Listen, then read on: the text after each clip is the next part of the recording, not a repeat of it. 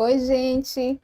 Direito ao Ponto está no ar, onde o seu direito é o alvo. E hoje a gente convidou uma professora universitária, advogada, que atua na área civil, a doutora Clarissa Vasconcelos Alencar, para falar de um tema bem interessante, na verdade bem polêmico, né? E que gera muita dúvida na cabeça das pessoas.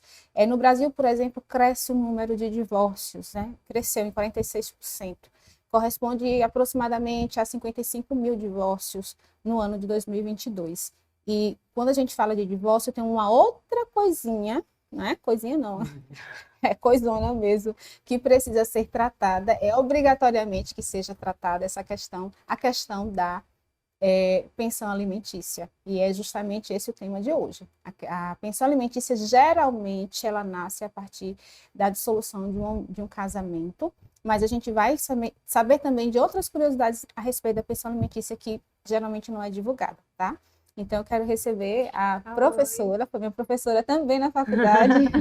Seja bem-vinda, Pro. Um prazer estar aqui. Obrigada pelo convite. Fiquei muito lisonjeada e espero poder contribuir, né, para o seu canal, trazer um pouco de conhecimento jurídico para todos vocês. Vai sim, que a mulher é retada, viu, minha gente?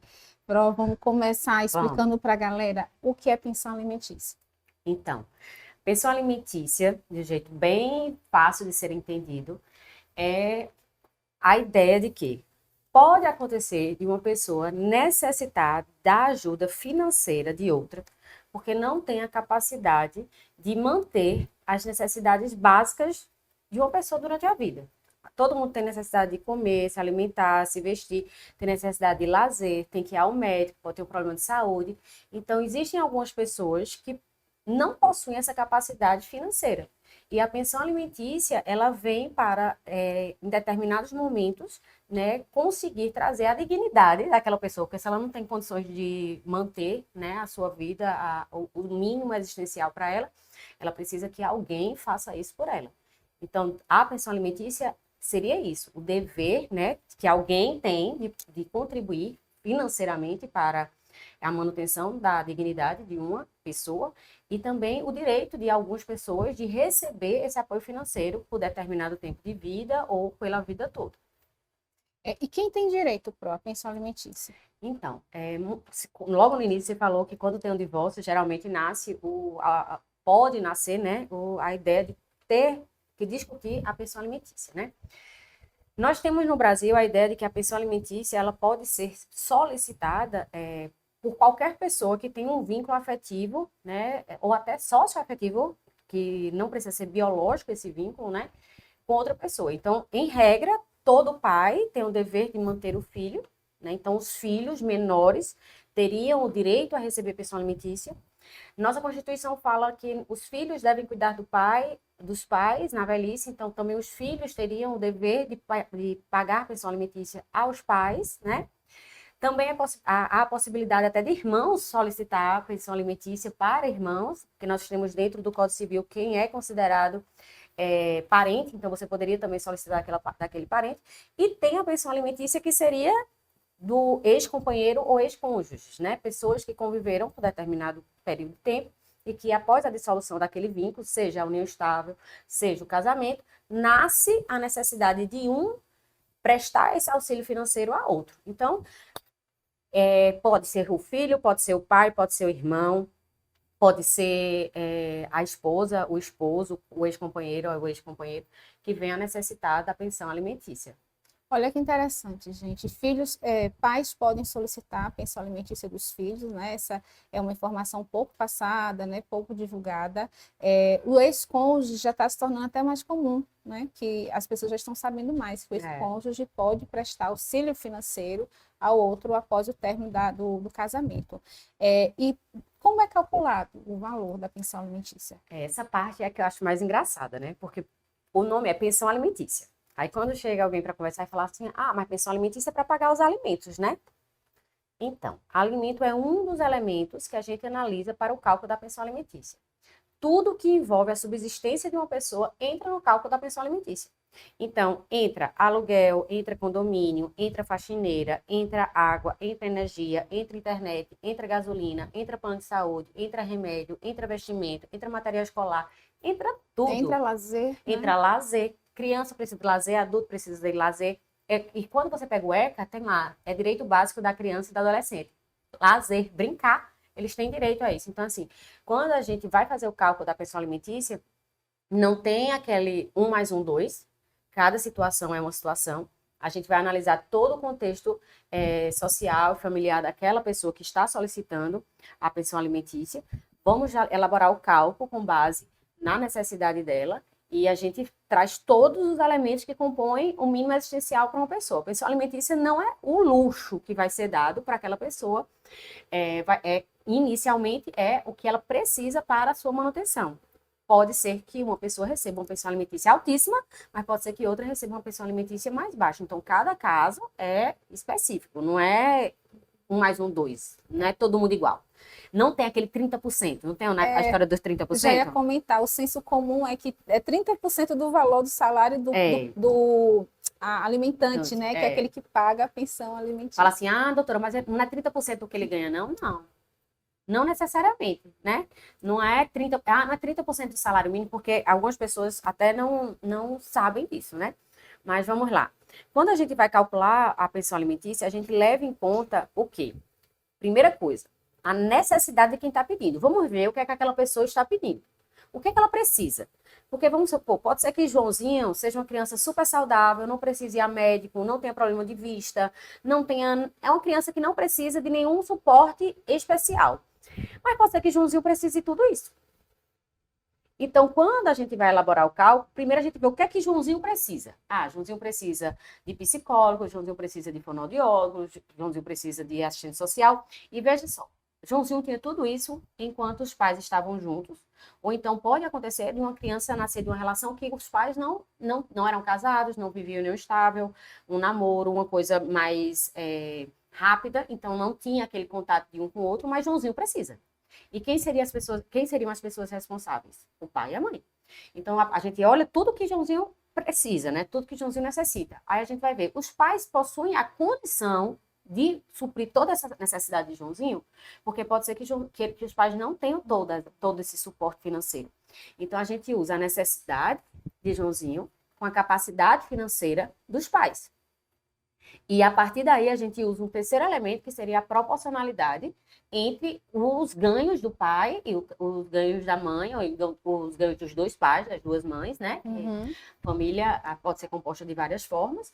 E a gente vai fazer essa distribuição de forma proporcional. Porque imagina, se você tem um pai que ganha 10 mil e o outro pai ganha 5 mil. É lógico que quem ganha 10 tem mais capacidade financeira de contribuir.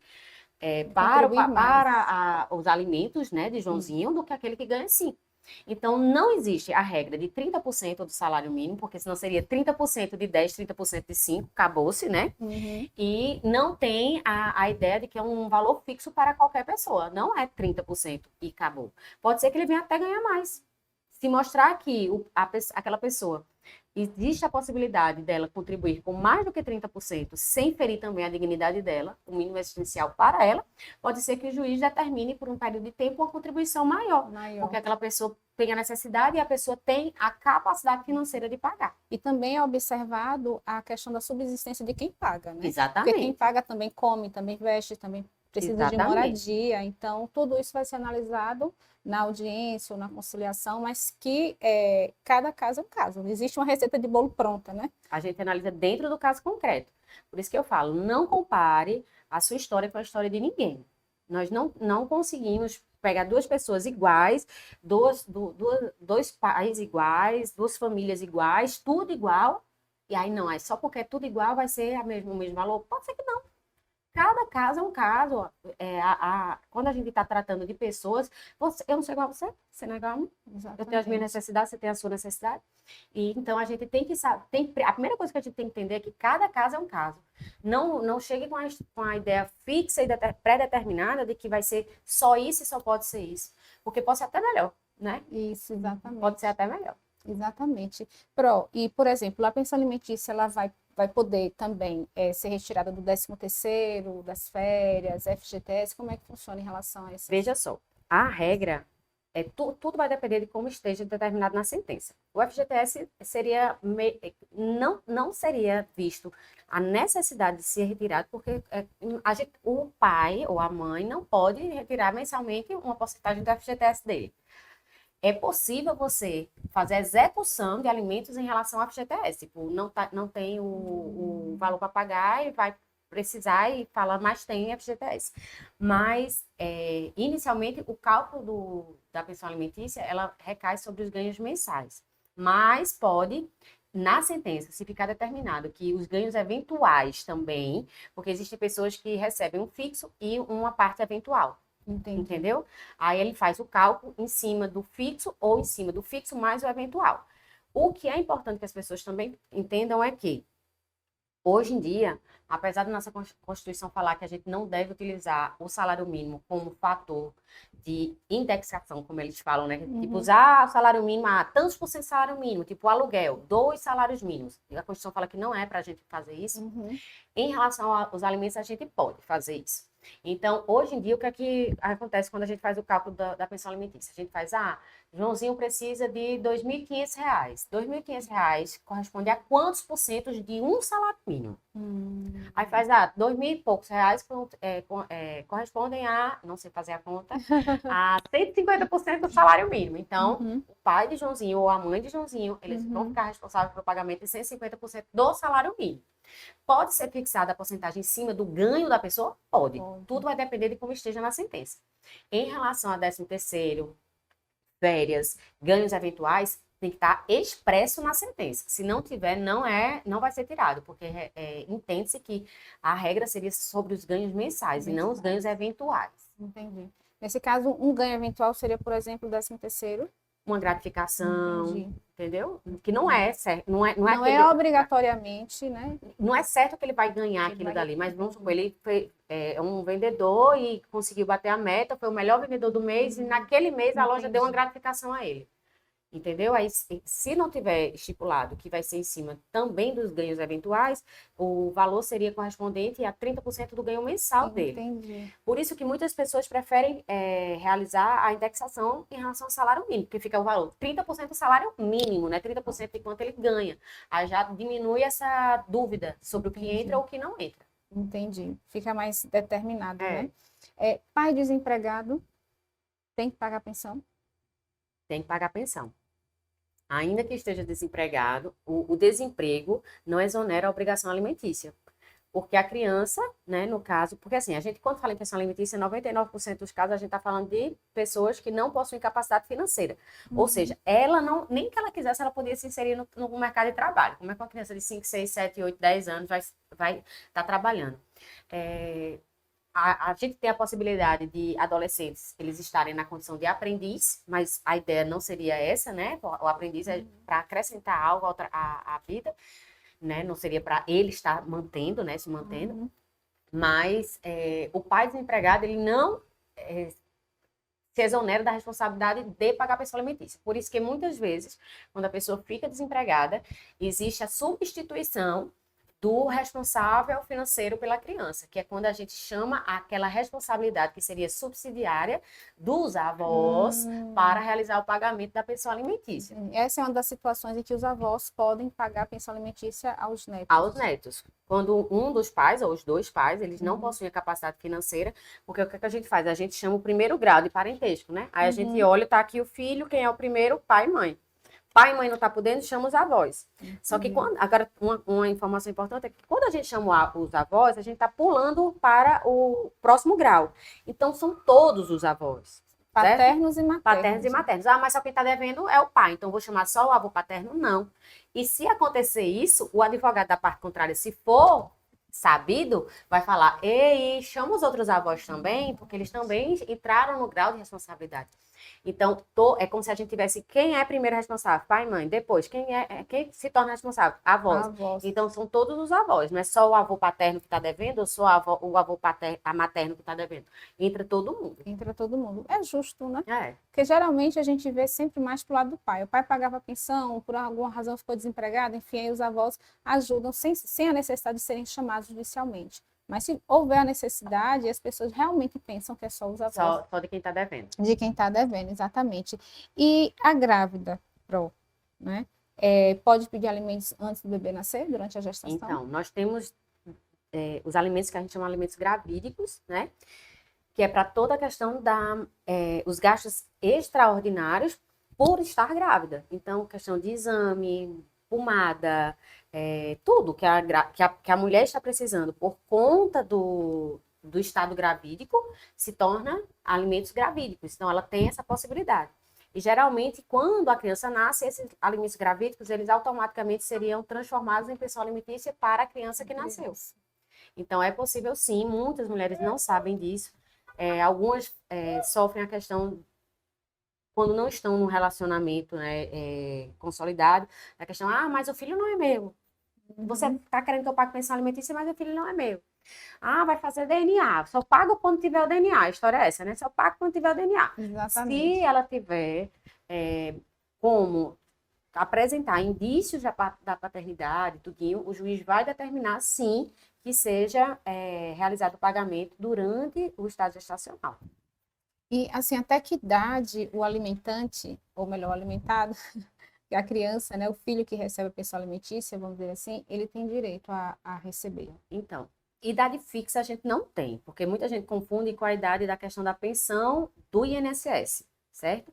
A ideia da pensão alimentícia cível, que é o que a gente está falando, é enquanto houver a necessidade do filho. Porque, veja só, é filho.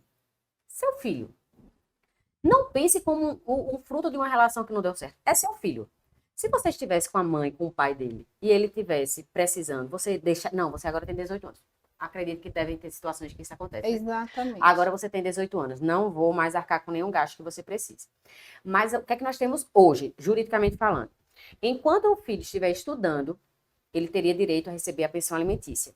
Inclusive o estudo universitário, né? Enquanto estivesse na universidade. Só tem que tomar cuidado porque alguns filhos usam isso, né, para manter uma vida boa.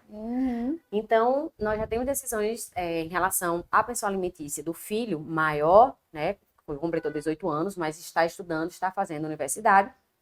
Que teria, sim, a necessidade do pai continuar contribuindo, porque o filho está se especializando para poder entrar no mercado de trabalho, mas, por outro lado, o pai poderia solicitar a comprovação de frequência na universidade, desempenho escolar, porque, infelizmente, algumas pessoas ficam reprovando na universidade para manter a pensão alimentícia. Aí não quer sair da universidade para ficar com o dinheiro da pensão alimentícia que o pai está dando. Aí não pode. Tem gente para tudo, né? É surreal um negócio desse, mas acontece. Acontece. É raro, mas acontece com frequência. Nossa, esticando ali, perdendo matéria para poder ficar recebendo a pensão alimentícia. No caso, em que caso, e quando deve ocorrer a prisão do alimentante que está em débito? Então, a partir do vencimento, o não pagamento já autoriza o rito, né, da execução de alimentos pelo rito da prisão, né? Então, vamos supor, o vencimento da pensão alimentícia era dia 5. Deu dia 10, a pessoa não pagou. Se o credor quiser entrar com ação de execução pelo rito da prisão, ele pode. Não é aquela história de esperar 3 meses para que possa executar. Não, a partir do vencimento, não pagou, já posso executar pelo rito da prisão. O que acontece que confunde muita gente a questão do rito da prisão é porque ele fala que no rito da prisão seriam cobrados as 3 parcelas. E as parcelas pretéritas seriam cobradas pelo rito da penhora, que seria por questão de pagamento, uma execução patrimonial. Por isso que algumas pessoas confundem isso, entendeu? De tipo, não, ele vai, eu tenho que esperar 3 meses para que ocorra a possibilidade de executar pelo rito da prisão. Aí fica esperando 3 meses para pagar, para executar. E a pessoa vai, o sabido que não é sabido. Não paga um mês, aí paga outro mês. Aí não paga um mês, aí paga outro mês. Aí acha que por isso não corre o risco de ser preso. Corre o risco de ser preso. Da mesma forma pode ser preso. Pode ser preso. Aí fica o quê? Uns 3 meses preso? Então, no Código de Processo Civil, a gente tem a determinação que o juiz poderia determinar uma prisão que seria de 1 a 3 meses, ou seja, não é um prazo fixo, certo? Na lei de alimentos, a gente fala 60 dias. Então, desde o Código passado, a gente tinha essa confusão de qual seria o prazo. Então, a gente verifica que hoje o juiz No máximo, a gente não vê também ele determinar a prisão até os 3 meses. Então, seria esse prazo de 1 a 3 meses. Aí a gente teria que ver a análise do Código de Processo Civil e a da Lei de Alimentos. E depende também da determinação do juiz, no caso. Exatamente. Agora, o geral é até 60 dias que os juízes deixam. É Na isso? Lei de Alimentos, é porque a Lei de Entendi. Alimentos, que é a lei específica de alimentos, fala 60 dias. Só que o Código de Processo Civil, ele é mais novo. Aí ele fala Uhum, de 1 a 3 meses. Então, uhum. hoje, o que é que a gente fala? O juiz, quando vai analisar, ele pega e ele pode determinar 30 dias, 40 dias, 50 dias, 60 dias. Ou a gente não vê na prática um juiz botando mais do que 60 dias, Entendi. mas o Código de Processo Civil fala até 90. Tem gente que faz uma diferenciação e fala assim: nos alimentos que são decretados durante a gravidez, aí seria de 1 a 3 meses, que é o que está no Código de Processo Civil. E nos alimentos definitivos seria o da Lei de Alimentos. Mas na prática, nunca vi nenhum juiz Entendi. colocando prazo de até 90 dias. Mas seria esse o prazo máximo, 90 Dos 3 dias. meses, isso. E quando não há o pagamento da pensão? Existe um mito, né, que as pessoas pensam que não está pagando, então também não pode ver a criança. Ah, Isso sim. procede? Não. Uma coisa é a execução de alimentos, é o pagamento pessoal alimentício. Outra coisa é o direito de convivência do filho. Porque o direito da criança de conviver com o pai, ele não quer saber se o pai e a mãe estão pagando pensão alimentícia, não. Ele quer ter o prazer de viver com o pai e com a mãe. E é um direito É também. um direito da criança e também um direito do pai e da mãe, independentemente de pagamento pessoal alimentícia. O meio legal de você executar, de você cobrar a pensão que está em atraso, é por meio da procura de um advogado para que entre com a ação de execução de alimentos, para que você receba judicialmente. Se você não permite a visita do pai que está devedor ao filho por conta da pensão alimentícia, você também está cometendo um ilícito. E pode ser também, hoje em dia, ultimamente, a gente coloca até multa para descumprimento das cláusulas do acordo ou da sentença. Ou seja, se você não permite, aí você paga uma multa porque você está descumprindo o acordo. E a depender do caso, pode até configurar uma alienação parental, a depender da forma que esteja sendo feita. Outro mito também, quer dizer, eu acho que é mito, né? A prova vai tirar Não dúvida sei, aqui não. pra gente. Será que É é? que a guarda compartilhada gera despesas compartilhadas. Ah, não, a guarda é compartilhada, então ela também vai ter que pagar caso ela não tenha condição de trabalhar por alguma razão, vamos dizer assim, né? Tem uma filha especial e de alguma forma o juiz, né, determinou que ela recebesse pensão por um Vamos tempo, lá. mas aí ele, não, é guarda compartilhada. Eu pego os meninos, ela pega o menino, fica um tempo lá, fica um tempo cá, então essa pensão tem que ser meio a meio, tem que ser, ou seja, às vezes ele ganha mais do que ela. É. Eu vi casos desse Veja só, jeito. muita gente, primeiro, entende a guarda compartilhada como uma guarda que é alternada, que não é utilizada no Brasil, né? A guarda compartilhada é uma guarda em que ambos possuem responsabilidades e obrigações em relação à criação e os cuidados com os filhos. Na guarda compartilhada, a gente determina o domicílio da criança, porque ela tem que ter o domicílio e residência para ela saber onde é que ela mora, né? Então, dentro do processo de guarda, a gente vai determinar a guarda, aí no Brasil pode ser unilateral ou compartilhada. A gente tem doutrinariamente a gente fala de outras formas de guarda, mas a gente só utiliza mesmo a guarda unilateral e a compartilhada.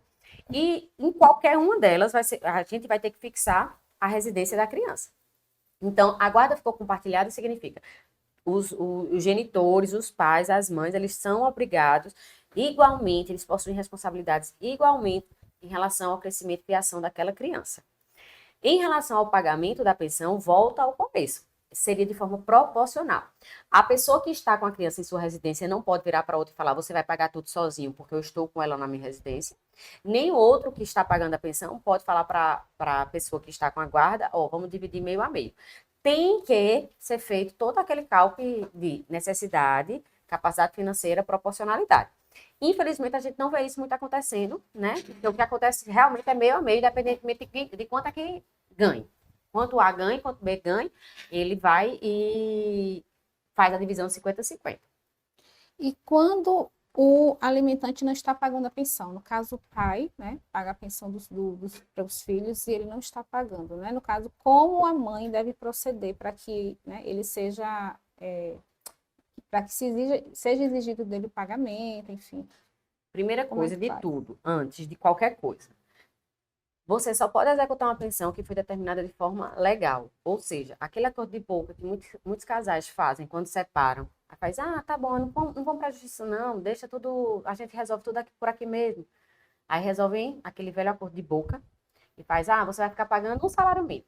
Aí, primeiro ano tudo certo, quando chega no 2 anos depois, não, para de pagar. Posso executar? Não, não pode. Você vai ter que entrar com ação de alimentos para que o juiz determine o valor dos alimentos, para depois que tiver essa determinação judicial, aí sim, se aquela pessoa atrasar, você vai poder cobrar. E eu vou poder cobrar aqueles alimentos que ele deixou de pagar do acordo que a gente fez de boca? Não. Esses alimentos que você fez de boca e ele não pagou, você não vai poder cobrar judicialmente.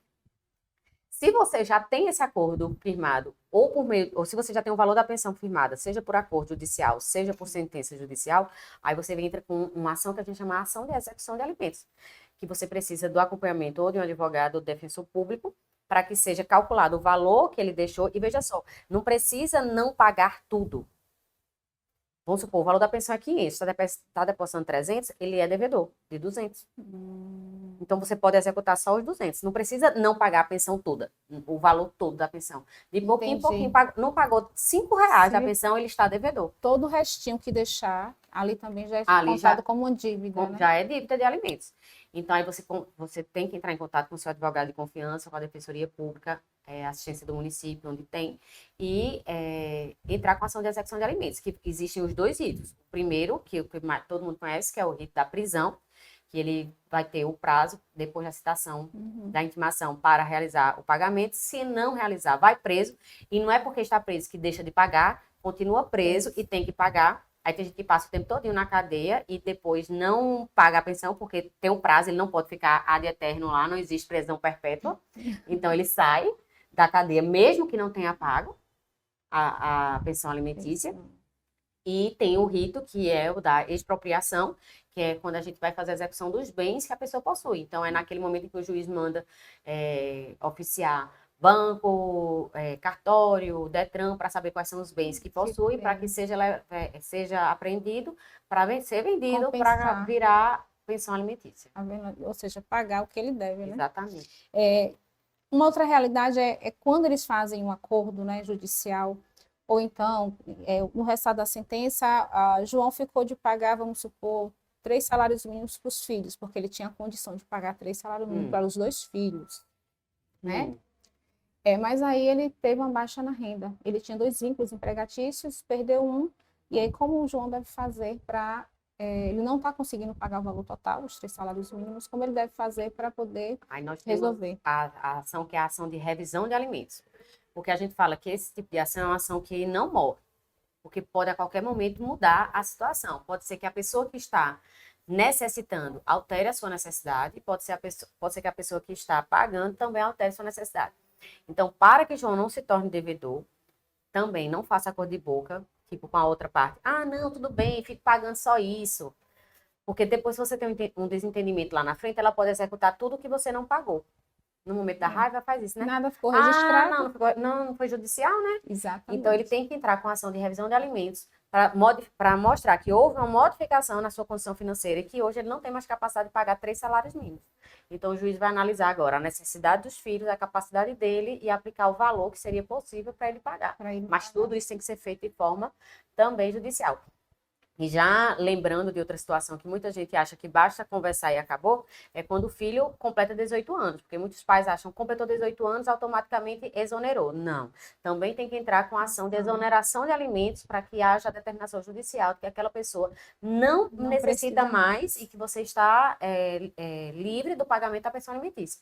Se você não fizer isso, o filho maior também vai poder executar o valor da pensão alimentícia por conta do não pagamento. Acerta de boca, não, já tem 18 anos, já não vou pagar mais, você já trabalha, né? Porque trabalha e estuda, pronto, fica por isso. Aí tem um desentendimento, ou a mãe faz a cabeça do menino, e aí, ele já com 20 anos, ou seja, 2 anos o pai sem pagar, porque achou que estava tudo certo, ele vai lá e cobra, né? Executar, ou seja, vai lá cobrar judicialmente o débito do pai. da pensão alimentícia. E o contrário também acontece, doutora, e como a mãe deve proceder? No caso, o cara tem 2 vínculos empregatícios, mas ele chega lá no dia da audiência, né, dos documentos, só apresentar um, e aí vai chorar miséria, chega com a camisa rasgada, com a chinelinha ali simples, para dizer que eu ganho só isso aqui, doutora, ó, não tenho mais não, mas de repente o cara tá de Acontece muito. carrão, né, tem casas alugadas, enfim. Acontece muito. Como a mãe deve proceder?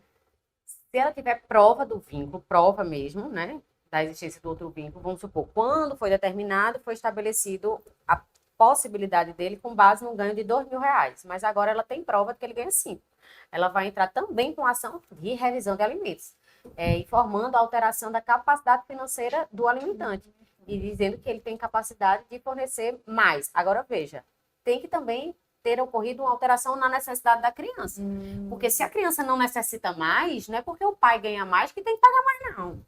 Porque muita gente fala isso, mas não. Eu digo, veja só, quando você era criança, seu pai pegava o salário dele e falava assim, então 30% é para você? Ele pagava o quê? O que você necessitava. Exatamente. O que sobrava era dele. É o trabalho dele, entendeu? Então, não é porque os pais estão separados que o valor que o pai ganha necessariamente tem que corresponder ao que o filho necessita. Pode ser que João, quando houve a separação e ele estava só com o vínculo, ficou demonstrado que o filho necessitava de R$ 1.500 de pensão alimentícia. E João está lá pagando R$ 1.500 de pensão alimentícia. Aí agora João foi promovido, está ganhando R$ 10.000. Só que a necessidade do filho não alterou. Ele continua somente necessitando de R$ 1.500. Por que João tem que pagar mais? A gente também tem que analisar a necessidade da criança. Agora, se quando foi determinado a pensão alimentícia não foi estabelecido no valor que realmente a criança necessitava, porque João não tinha a capacidade financeira. Houve um aumento na despesa. Houve situações posteriores, né, supervenientes que acontecem, que alteram a necessidade da criança, e também houve a alteração da capacidade de João, aí sim, vamos contribuir. Mas veja, é a necessidade da criança. É o que o juiz vai olhar, né? A necessidade da Exatamente. criança. A última pergunta para a gente encerrar o Direito a Ponto de hoje, gente, eu esqueci, mas vá curtindo, olha aí, quanta informação legal a Pro está trazendo para a gente, compartilha, muita gente precisa saber dessa informação, para resolver a vida, né, saber como agir, melhorar a qualidade de vida, acabar com a confusão, então vai compartilhando e se inscreve no canal, hein, tem aí do seu lado direito aí no vídeo, e inscrever-se, clica lá e colabora aqui com a gente. Pro, quando o casal tem uma filha especial, mas ela possui uma incapacidade permanente, né? Por exemplo, uma criança que não anda, que não come sozinha, nesse caso, essa criança ela vai ter direito a uma pensão alimentícia vitalícia, ou seja, para a vida toda? No caso da situação em que, em momento algum, teria capacidade financeira, os pais iriam contribuir de forma vitalícia, a não ser que essa criança comece a receber algum benefício que seja capaz de suprir a necessidade dela. E não necessite mais de ajuda de ninguém, que é muito difícil, né? Porque o benefício é baixo para o INSS. Exatamente. Então, sempre, se você tem um filho, ou então até se o seu pai necessita, e você vai ter que arcar com isso, você vai arcar até o falecimento daquela pessoa, porque você se torna o responsável dela. Então, se ela recebe algum benefício, você iria fazer a complementação para os gastos e a necessidade daquela pessoa. Então, nesse caso, seria possível a determinação de uma pensão vitalícia, né? Enquanto houver necessidade, porque ela vai necessitar até o último dia. Exatamente. Já ia esquecendo, essa pediram para eu fazer, no caso, o ex-cônjuge, né? Ou a ex-cônjuge, a ex-mulher. Ela tem casada há 25 anos, e ela deixou de trabalhar a pedido do esposo para cuidar dos filhos, 2 filhos, e no tempo livre, os meninos na escola, ela auxiliá-lo na empresa que eles têm. Ela tem direito a receber a pensão, o auxílio financeiro, né, do ex-cônjuge? Então, antigamente, a gente era tipo uma ideia pré-concebida de que separou, cônjuge paga pensão alimentícia para cônjuge. Modernidade, vida, todo mundo entrando no mercado de trabalho. Hoje em dia, a gente não tem mais a determinação, assim, de forma obrigatória da necessidade do pagamento de pensão alimentícia entre ex-cônjuges. Eles podem cobrar um do outro, né? É tanto que no divórcio a gente fala que ou está pedindo ou que dispensa o pagamento de alimentos, porque há a possibilidade de ser cobrado de ex-cônjuges, né? Para que o juiz analise a necessidade de pagamento de ex-cônjuge, há de ser comprovado no processo que aquela pessoa que está solicitando não tem capacidade, não está naquele momento podendo trabalhar. Porque pode acontecer, nesse exemplo que você me deu, pode ser que a ex-cônjuge já tenha, sei lá, 65 anos, 70 anos. Como é que essa mulher vai entrar no mercado de trabalho? Exatamente. Agora, pode ser que ela seja jovem, tenha 40 anos, 37 anos. Então, ela poderia ocorrer a entrada, né, o reingresso dela no mercado de trabalho. Só que se ela tem uma filha ou um filho que precisa de cuidados especiais e que esses cuidados especiais estariam vinculados à pessoa dela, nesse caso, o juiz poderia, veja só, a depender do caso concreto, determinar uma pensão também vitalícia para aquela pessoa. Mas hoje a regra é uma pensão temporária, que geralmente ele bota 1, 2 anos, para que dê tempo daquela pessoa entrar no mercado de trabalho. Porque, vamos supor, se aquela mãe que não trabalhava para cuidar da filha, se ela começar a trabalhar, agora ela vai ter também condições de arcar com uma pessoa para cuidar da filha. E a depender dos valores, oneraria menos a pessoa que estaria obrigada a realizar o pagamento dos alimentos a ela. Então, a gente tem que analisar o caso concreto para saber, aquela pessoa tem capacidade laborativa? Ela tem como voltar ao mercado de trabalho? Ah, não tem? Então seria vitalício. Porque antigamente era regra, né? Separou, o pagamento de pensão alimentícia era vitalício. Hoje não é regra. Hoje é a exceção da exceção. Nesse caso, poderia ser determinado uma pensão de alimentos entre ex-cônjuges de forma vitalícia. Por um tempo determinado, já que ela deixou de ir trabalhar, de investir na sua carreira profissional a pedido do esposo para cuidar dos filhos. Então, por um tempo determinado, vamos dizer aí 1, 2 anos, ela receberia do ex-cônjuge essa pensão, que seria o tempo em que ela teria, né, para se reorganizar e voltar ao mercado de trabalho. Agora, se ficar comprovado, ela não tem como voltar, porque ela já está com 60 anos, ela se formou em informática, passou 40 anos fora do mercado de trabalho, não sabe mais nada, e tem que fazer outra faculdade, imagina, para voltar para o mercado de trabalho. Se reciclar. Fazer tudo de novo, não tem condições. Tipo, já ela está com 60, 70 anos, a possibilidade dela entrar no mercado de trabalho é quase nula. E a outra parte, tendo condições, a possibilidade pode ser determinada de forma vitalícia. Mas a regra hoje não. A regra hoje é por tempo determinado, prazo determinado. Determinado. Olha aí, gente, quanta informação interessante, né? Quanto detalhe que a gente não sabia. Então, vai curtindo, compartilhando e fica com a gente na próxima semana porque tem mais. E a notícia boa é que é com a Pró Clarissa novamente, tá? Fiquem com Deus e até amanhã. Ai, peraí, gente. Pró, obrigada, viu? Eu que agradeço. Obrigada pelo convite. Obrigada, tchau, gente. Tchau.